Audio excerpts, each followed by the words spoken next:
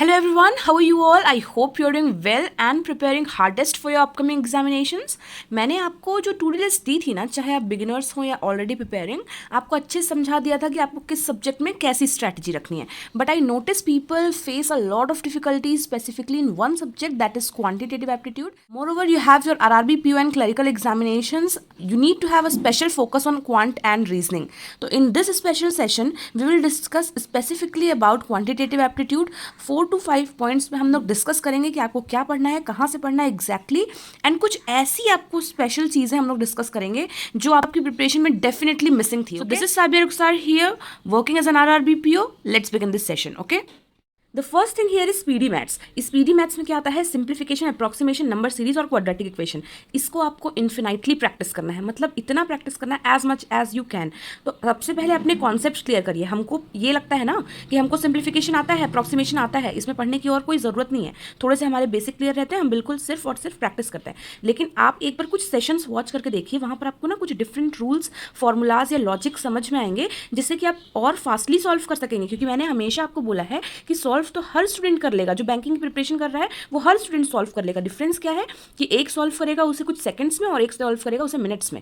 तो यहाँ पर आपको डिफरेंट रूल्स, फॉर्मूलाज, लॉजिक्स जिसकी मैं बात कर रही हूँ उसको आप वॉच कर सकते हैं. करियर डिफाइनर चैनल है, वहाँ पर सिंप्लीफिकेशन, अप्रॉक्सीमेशन की एक सिंगल वीडियो डली हुई है, एक मास्टर वीडियो टाइप की लंबी सी वीडियो डली हुई है. उसको अगर आपने देख लिया ना, तो जैसे नंबर सीरीज हो गया, आपको ना अलग अलग पैटर्न समझ में आ जाएंगे कि ये पैटर्न जनरली लगता है. जब इस तरीके की सीरीज मुझे नजर आएगी तो मुझे कौन से पैटर्न के बारे में सोचना है. ये सब चीज़ें ना मैं कभी नोटिस ही नहीं करती थी, लेकिन जब से मैंने ये देखा सेशंस, तब मुझे समझ में आया कि इस टाइप की सीरीज रहती है तो हमें इस पैटर्न के बारे में सोचना है और अप्लाई करके देखना है. तो वो जनरली लग जाती है वो पैटर्न. ठीक है, आप अगर नहीं समझ पा रहे होंगे जो मैं बोल रही हूँ, तो एक बार करियर डिफाइनर पे इन सारे टॉपिक्स को एक वीडियो इन सब की देखिए और उसके बाद इसे अप्लाई करके आप देखिएगा. जब आप प्रैक्टिस करेंगे you will see a lot of difference. ठीक है, तो सबसे पहली चीज़ है कि आप जैसा आज तक करते आ रहे हैं वैसे डायरेक्शन में मत जाइए.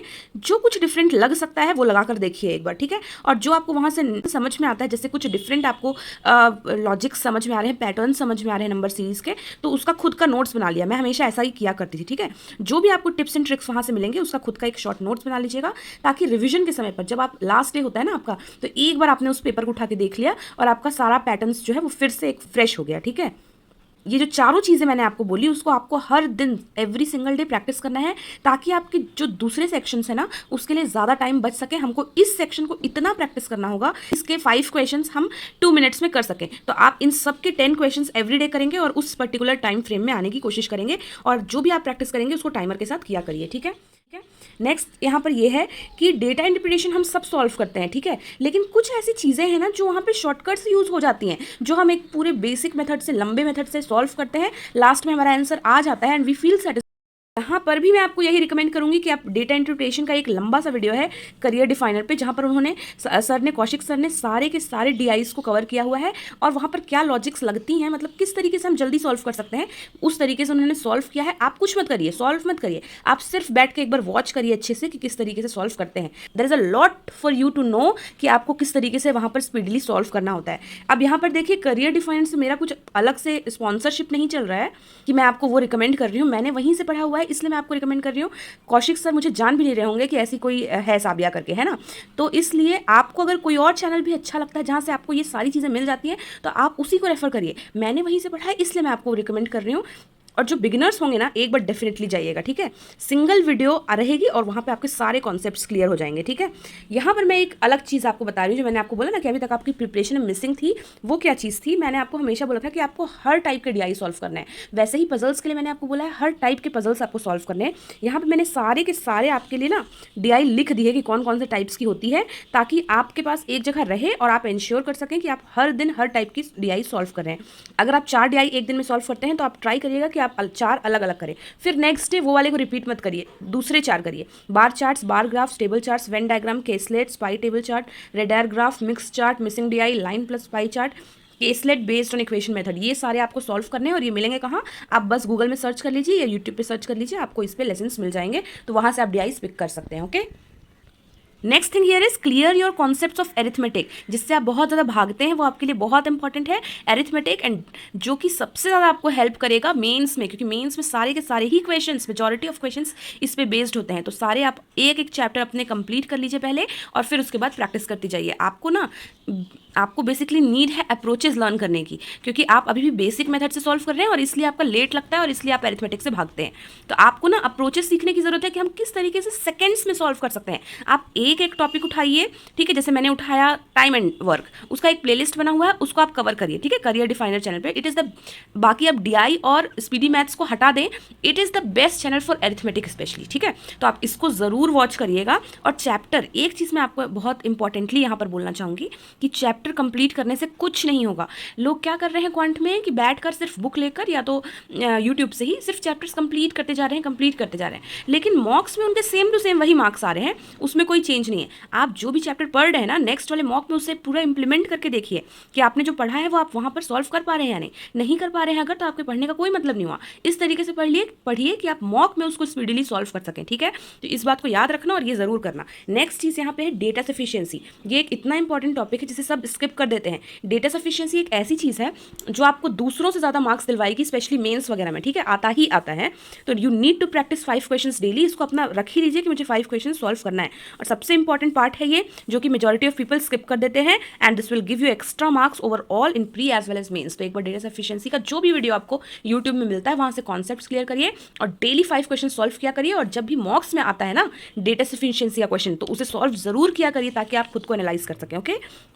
Lastly you need to have a great calculation speed. इसके लिए आपको tables up to 20, squares up to 30, cubes up to 20, squares और स्क्वायर रूट्स की ट्रिक्स, इस पर भी वीडियो डली हुई है, आप देख लीजिएगा, okay. Cube root tricks, multiplication की ट्रिक्स कैसी होती हैं कि जब जल्दी से मल्टीप्लाई कर सकें, जल्दी से स्क्वायर कर सकें, ये देख लीजिएगा। और इन सभी में सबसे इंपॉर्टेंट क्या है, fraction to percentage conversions. Fraction to percentage conversions मतलब एक समझ लीजिए क्वेश्चन दिया हुआ है, सिंगल लाइनर क्वेश्चन, हम उसको सॉल्व करने बैठे, हमको लगा ये जल्दी बन जाएगा, लेकिन उसमें कुछ परसेंटेज दिया है, डैश परसेंटेज ऑफ एक नंबर दिया हुआ है। तो वो परसेंटेज हम कैसे निकाल सकते हैं, समथिंग 83 पॉइंट दिस इस तरीके से। बट अगर आपने फ्रैक्शन टू परसेंटेज पढ़ा हुआ है ना, तो आपको पता होगा कि वो परसेंटेज एक फ्रैक्शन में कन्वर्ट हो सकता है, 1 बाई समथिंग। तो 1 बाई समथिंग इंटू समथिंग आप करेंगे जब, तो वो तो आपका ईजिली सॉल्व हो जाएगा ना डिवाइड करके। तो इसलिए फ्रैक्शन टू परसेंटेज आपके लिए बहुत ज़्यादा ज़रूरी है। और फ्रैक्शन टू परसेंटेज का PDF मैंने खुद से लिख के सारा, जब मैं प्रैक्टिस कर रही थी, उसका ही फोटो खींच के मैंने टेलीग्राम ग्रुप में आपको दिया था। आज रात में मैं फिर से उसको आपको फॉरवर्ड कर दूंगी, आप ज़रूर टेलीग्राम चैनल पर जुड़ जाइएगा, ओके। लास्टली, अब जब भी कोई सेक्शन आपका वीक होता है ना, तो उसके लिए आपको सेक्शनल मॉक सबसे इंपॉर्टेंट होते हैं। तो sectional mocks are the best way to improve any weak section of yours, and that will apply here too in quant. तो जब भी आप क्वांट की प्रैक्टिस कर रहे हैं, तो हर प्रैक्टिस के बाद एक सेक्शनल मॉक जरूर अटेम्प्ट किया करिए, ताकि आप एनालाइज कर सके कि जो भी मैंने पढ़ा है उसका मैं इसमें कुछ इंप्लीमेंट कर पा रहा हूँ या नहीं, उससे इसमें कुछ फ़र्क दिख पा रहा है या नहीं। और नहीं दिख रहा है तो आप ज़रूर कोशिश करिए कि दिखे, ठीक है। So that was all for today my dearest parents. यहाँ पर मैंने आपको डिस्क्रिप्शन में ना कुछ इंपॉर्टेंट PDFs दिए हुए हैं, प्रैक्टिस के PDFs, ESIC SSO के हैं, स्पेशली क्वांट के PDFs, लेकिन वो आपके अभी भी हेल्प करेंगे। अरिथमेटिक के 50 क्वेश्चंस हैं, उनको डेफिनेटली सॉल्व करिएगा जब भी आप उस चैप्टर को प्रैक्टिस करते हैं। एंड एक और PDF है जो मैंने आपको लास्ट सेशन में भी दिया हुआ था, वो केसलेट का, हाई लेवल केसलेट्स का PDF है, उसको आप डेफिनेटली सॉल्व करिएगा। वो बिल्कुल न्यू पैटर्न पे बेस्ड है। तो वहाँ पर आप जब भी आप में से बहुत सारे लोग पूछते हैं कैसे डाउनलोड करते हैं, डाउनलोड नहीं हो रहा है। जब भी आप उसे रजिस्टर करेंगे ना, वहाँ पर जाकर या तो लॉगिन करेंगे, तो वहाँ पर थोड़ा सा टाइम लेता है वो, ठीक है, मतलब बिल्कुल वाइट सा एक ब्लैंक सा पेज आ जाएगा। अगर वहाँ पर आपका PDF खुल गया तो ठीक है, अदरवाइज आप फिर से बैक करिए, फिर से रजिस्टर या लॉगिन करिए, देन आपको ऑटोमेटिकली दिखा देगा कि डाउनलोड द PDF अगेन। तो वहाँ पर क्लिक करेंगे तो वो आ जाएगा, ठीक है। तो बिल्कुल टेंशन लेने की जरूरत नहीं है। नहीं भी हो पाता है तो मुझे बताइएगा, मैं टेलीग्राम में आपको लास्टली सेंड कर दूंगी। That was all for today. This is Sabia here, signing off. See you all in our next session. Till then, stay happy, stay blessed, keep learning, and thank you so much for watching. And please do subscribe if you haven't already, okay?